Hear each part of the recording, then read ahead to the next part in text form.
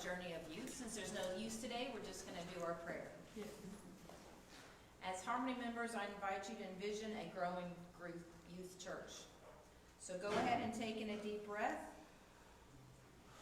in and out, as together we hold the space and the vision of Harmony Spiritual Center filled with the joy and laughter of new families and young people. As we think and imagine together, so it becomes, and so it is. So it is. Amen.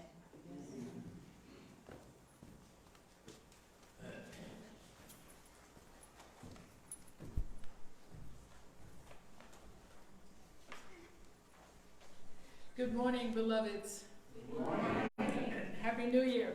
Happy New Year. Thank you, all of you, joining us from Facebook or YouTube, our website, wherever you are joining us live. We appreciate you being here, so thank you so much. When it's really interesting. I put this talk together and it said, I forgot to put the name of it, but anyway, it's thank you and goodbye.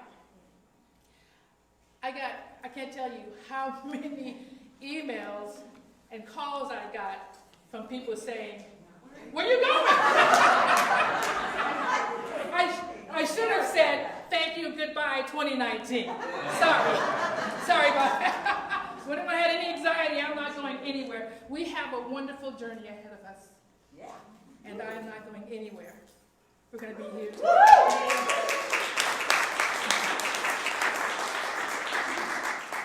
So I was thinking about that and thinking about how we are going to move into 2020 as individuals and as a collective. And one of the things that I know is that we must let go of one thing to accept something else. You cannot accept something with a closed hand. You cannot invite things in if there's no room for that thing to show up. And so we had, I believe, a wonderful burning bowl ceremony on the 31st, which is a releasing activity. Those of you who were here, I think we had a good time together. Those of you who were not, hopefully you were able to do some releasing rituals of your own. We're going to do some more of that this morning. But in thinking about what I wanted to claim for 2020, I thought about what do I need to release? What do we need to release and why? And the thing is this, is that we have so many experiences over our lifetime. In 1 year, looking back from here to 2019, my God, it went so fast. So fast. Looking forward to 2020 to what's going to happen, think, oh my, we have a lot of time. See, that's, again, we talked about that before, about the tyranny of time. On the one hand, it's fast. On the other hand, it's slow, right? And we have so many stories that we have told about our experiences. And these stories work for us sometimes, and sometimes they don't. But our experiences and the stories that we tell don't necessarily have to define us. They don't have to define us unless we want them to. Unless it's a story that we want. It's part of our core value. But the experiences that we have are meant to define, refine, and remind us of who we are and what is possible. A story that I tell myself, that I keep because I like the story. I keep it. I think it's a good story. It works for me. And it's a story that I've shared with you, and I will share with you again from this pulpit because it's a profound story. And it is about growing up green. I grew up green. My father was in the military. He was in the Army. And that's the only color we ever saw. It was green. Everyone, the only differences between us was whether you had stripes, stars, or bars. That just identified what your job was. That was it. Everyone was green. I absolutely had no idea that some people in the world will judge someone based on nothing but what they look like. The color of their skin, the color of their eyes, whether they have long hair or short hair. People actually do that.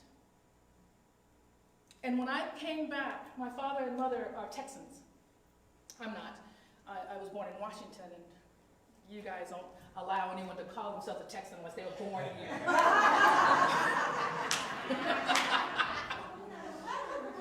That's okay. I got here as quick as I could.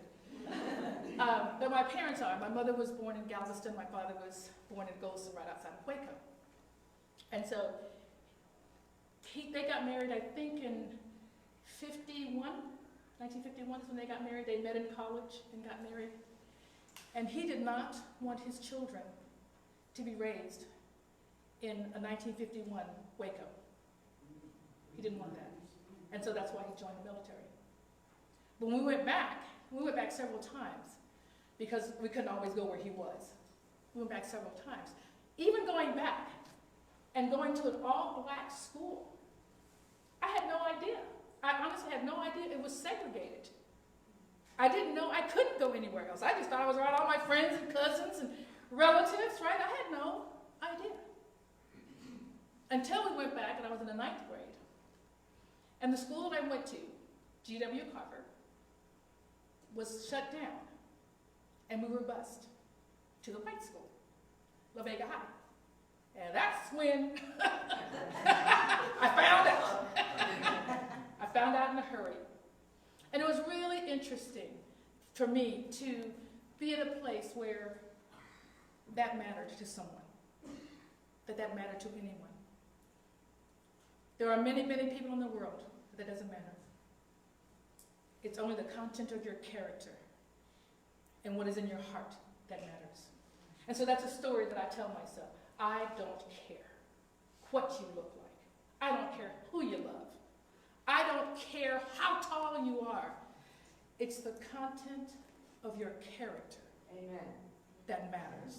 That is my story. And that's what I'm going to keep. The one that says people matter because of what they look like and their color, I'm dropping that story. That is not a story I'm going to keep. That's not a story worth keeping. Do you understand? Yep. We get to choose. That is the power of God in us, the power of our mind, the power of our thinking, that we get to choose. So my question becomes, and what we're talking about here is, what's your story? What's your story? What's a story that works? Because if it works, keep it. But what's a story you're telling yourself that doesn't work? What are you believing about you?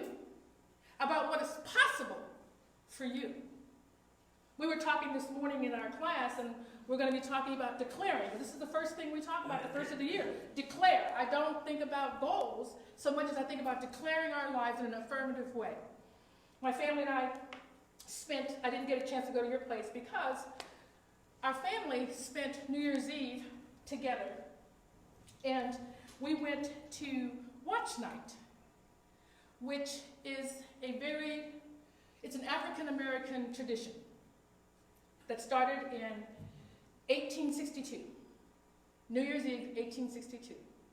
We were waiting to see whether or not in January the Emancipation Proclamation would go into effect. And so we stayed in church that night. And we listened to music, gospel music, and were preached to, and just prayers and all that kind of thing. So that is a tradition that we do. So every New Year's Eve, you'll find many, many black people in their church and bringing in the new year. And that's what we did. It was a wonderful time. Wonderful time. Great music. I recorded a lot of music. I will change the message. But the music is really great. The music is really great. So I had a really wonderful time, and I'm going to share that with you. And on on New Year's Day, we sat around as a family. We all chose a word for the year. We talked about this. We choose a word that pulls us into the future. What is it that you want to bring into your life? If you can sum it up in one word, what would that word be? I can never do one word. It's always two. Always two for me. And this came from, see, the other day we were at that wonderful Chinese restaurant on Cannon Street, is it? Wonderful, wonderful Chinese place. And I'm not going to call out the name, but one of the guests ordered a drink. And when the waiter brought it over, I asked, I said, what kind of drink is that? And he said, it was liquor forward. And I said, sorry? What does that mean? That means that it was so full of liquor, that's the thing that you tasted the most. Like some mixed drinks, you taste the juice, or you taste the oranges, or whatever. But this one was liquor forward. I loved it. So my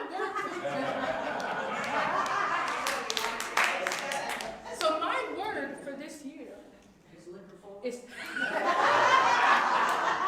you know who said that, right? Is faith forward. My word for this year is faith forward. Everything I do, my faith goes in front of me, is with me, it surrounds me.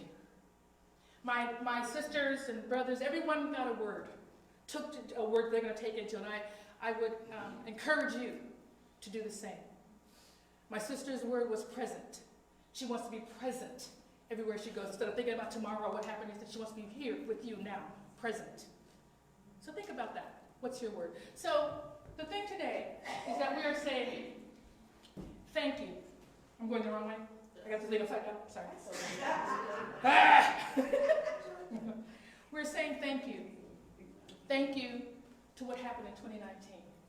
Because, as you stood up and said, just on that Friday, when you broke your tooth, how was pointed up to you that you could be grateful for. Lost a tooth, but so many friends showed up to tell you how beautiful you are, no matter what. So as we look through 2019, the experiences that I was talking to another member this morning, who is just a fabulous member, and I think he embodies new thought, just the way he walks and speaks and is in the world. He's one of our members here. And he said that we do our faith and our belief, warts and all. Huh? Warts and all. Which means that just because you believe and just because you know the power of God doesn't mean things aren't going to happen in your life. Everything that happens in your life isn't what you might call something positive. We lost a tooth. But what came from that? What did you find? Understand? Exactly. Mentoring. Hello? So many beautiful people in our lives. So the question becomes, how do we view every experience that we have, because it's there for something? It will tell you something if you listen. And that's what our faith does. That's what Faith Forward does. That's what being here does. That's what 2019 did for us. Helped to refine us, to remind us that we are God incarnate, individualized expressions, and we are powerful and can call into our lives whatever we want and let go of whatever we want. Just let it go. So we're saying thank you so much. 2019, it was beautiful. Love you. Bye-bye. Bye-bye. See ya. Bye-bye. See ya. Okay? We're going to say goodbye. And it has been a lovely, lovely thing. What I want to talk about is giving thanks and the gratitude, and I've already talked about it. I just want to share a couple of things with you in the Bible. And I am doing this leadership class that you guys are sending me to. It's in New York. I did the first half last year, and I'll do the second half this year. And part of what we're doing now is we're asking people, we're interviewing people. I've picked 10 people to interview, and I've done several of them already, and asking them some questions about my leadership skills. What do they think? The good, the bad, the ugly. Just what are they thinking? And so it gets to me, for me, it gets to reveal some things that I might need to do better. And one of the comments that I heard, and I hear it all the time, my whole life, we love what you're saying. We can't understand you. You're talking too fast. And that's legitimate. I know. No, can you believe it? Yeah. So, what I wanted to share with you, what I'm grateful for, I'm reading a book in Science of Mind, and it says, the reason for gratitude. As if just being grateful isn't enough, because again, I was talking with someone this morning, and they were saying they were around their family, and the feeling of gratitude, just being able to be there, just warmed her heart. So just the feeling of gratitude is great, but here's what it does. The more gratefully we fix our minds on the supreme, when good things come to us, the more good things we receive. And the more rapidly they come. And the reason is simply this. The mental attitude of gratitude draws the mind into closer touch with Source, into closer touch with God, from which the blessings flow. The Bible says in James 4:8, draw nigh unto God, and God will draw nigh unto you. Now, of course, we believe that God is within.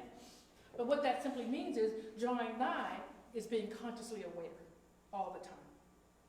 And what I was going to tell you, the story I told you about why I'm doing these interviews, I'm interviewing people that are no longer here, that are chosen no longer to be here. And one of the comments that they made was that they would have liked to see more Bible quotes, just more things from the Bible. And that kind of is Unity's background. It's okay, because we don't have to the Bible isn't meant, from our perspective, to be taken literally. It is a metaphysical interpretation. And so I will be doing that. I do love the Bible, and I will be doing that a little bit more. I do it every now and again, but I will do more. Because it is actually a good book. And so, what we're doing, so that was a good comment, and I love doing that, so I've got a few this morning. But I want to tell you this story, and some of the things that we're doing this morning, I have some sheets outside. If you want to, I'll be doing a prayer, a blessing, and a couple of other things. If you want to remember that what it is, or take it home and read it again, it's outside on the desk out there where the computer is. But there's a story. This woman wrote a book, it's a children's book, and it's called The Gratitude Jar. And so I would ask you to go and take a look at it. It's on YouTube, and just look it up. It's called The Gratitude Jar. And it's about this little boy, this woman who's a teacher, and she tells her children, her students, we're going to do a gratitude jar. Okay? We're just going to do a gratitude jar. So every day, one or two things that you want in the gratitude jar. And so this little boy, he asked her, one of her students, his name was Jacob, she says, why? Why do we need to do a gratitude jar? And she said, 2 reasons. One is because it will make you feel happier. When you focus on the good that's coming in your life, you'll just simply feel happier. And the second thing is, you will find out when you do a gratitude jar. I'm not going to tell you. Do a gratitude jar, and you'll find out the second reason. Be grateful for all things. It's not just about the good things that come in your life. I hear, particularly in this climate, I'm not going to get into a lot, but we rage about so many things. Oh, this is happening. Oh, that is happening. I'm so fearful. But everything works toward the benefit of those who know God. Everything. Do you understand that? You don't need to be fearful, and you don't need to rage. It doesn't matter. It doesn't matter. You do what you are here to do. That is all you need to focus on and be grateful. Because everything works. Everything that is here came here the way that it came. What happens, happens. We can't do anything about that. What we can do is our own hearts, our own attitudes, and our own behaviors. You don't need to worry about what anything else or anybody else is doing. This is what's here for you to do. So, I want to really quickly read this prayer of gratitude for you. We're going to release the past and make room for the present. So this gratitude blessing by Rabbi Warren Stone. I read this the other night. I'll read it again. I think it's a powerful blessing. Source of all blessings, which is God. I am grateful for my life, for the blessings of my breath, the beating of my heart. Source of all blessings, I am grateful for beloved ones who shared life with me, those in our world standing beside me, and those in worlds beyond my knowing. Source of all blessings, I am grateful to share life with our human family, Jewish, Christian, Muslim, Buddhist, Hindu, Sikh, believers and non-believers alike. May we walk gently upon this earth. Source of all blessings, I am grateful. I am grateful to be one with all creation, connected. The flight of bird wings, the swirling of blue shoals, ocean deep, the runnings of wilderness creatures, and the sway of forest green. Source of all blessings, I am grateful to be part of the spiraling of all space and time beyond my imagination. Yes, and again, yes, I am grateful to always be here. Where else could I go? For all this and more, I am grateful. Thank you for all this year has brought, the way it has defined, refined, and reminded us of who we are and who we are to become on this plane. We release all concerns and fears of our past right here, right now, sending them out into the universe, knowing that with this release, it is done. And we are once and forever free to be exactly who we are here to be. Powerful and one with the source of all things, Spirit, Father, Mother, God. And so it is. And so we let go. We let go of what is no longer serving us. What can we release? And what do we want to declare? What will we declare?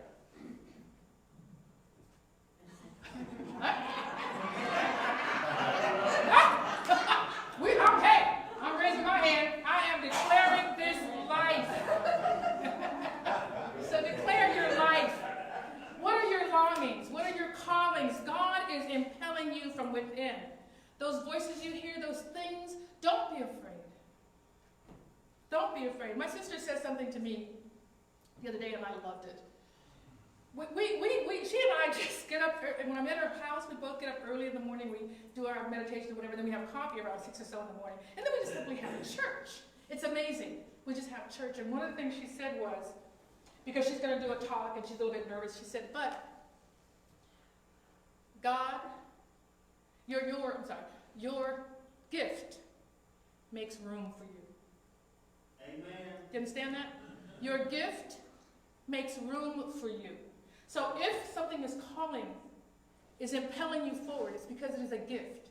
You don't need to worry about how that's going to happen or where that's going to happen, because your gift makes room for you. Everywhere I've ever been in my life, everywhere, including Asia, my music, my song has made a place for me. Everywhere. Even when people tell me it can't be done, it's always done. So whatever it is, don't be afraid. Step out in faith. This is your year. This is our year. This is the year of harmony. Yeah. Yeah? This is the year of harmony. That is what we're here to do. So we're going to declare it. We're going to claim it. What is your future and what is ours? Please think about writing it down. If you don't want to declare it, because it gets scary. When we see it on paper, what? It's scary. Here's what Carl Wick, he's a renowned organizational theorist, and he's in the book that I'm reading called Questions Are the Answer. Questions are the answer. And here's what he says. How do I know what I think until I see what I say? Again, how do I I know what I think until I see what I say. There was a young woman in one of our classes, and our job, for this week, our thing is to go home and dream. Just write down, don't concern yourself with the how. That's how we get caught up, we're afraid to dream. Because we start to write something down, how's that gonna work, how's that gonna work, how's that gonna work? Not your business, all right? Not your business. It is God's business. Your business is to dream. So I invited them to write it down. So she came back, and she got into thing number 3 that she wanted, and she stopped. Because she said she felt she was asking for frivolous things. Like she wasn't a woman of substance, because she was asking for something frivolous. It was a designer bag that she wanted. And so we had to talk about that. But the thing is, she didn't know that she felt that way until she saw it on paper. And it stopped her cold. So when we start writing, all kinds of things come up about how we feel about what it is we're asking for. And that's when we get to go to work and let go of the stories we have, right? That's when we get to go to work. You can't go to work until you write it down. It's not going to happen. So please write it down. And I'm going to tell you this, and then I'm going to close. To get what we want, we have the power. Thought plus action. We can't just sit down and go, and expect, right? It's a beautiful sound. Brings peace, but it's not going to bring what you want. Thought and action. We form as clear a mental picture as you possibly can of what you want. Whether it looks like health, whatever it looks like to you. You just form a clear mental picture and you hold fast to this idea. I get what I want. That's the idea you hang on to. You have the picture, you hold on to the idea. I get what I want. And you realize then with gratitude and faith that you do in fact get what you want. You do in fact get what you want. So let us give thanks with grateful expectation to 2020. This is our year. This is our time together. We're going to feel the Spirit moving. Indeed. Namaste.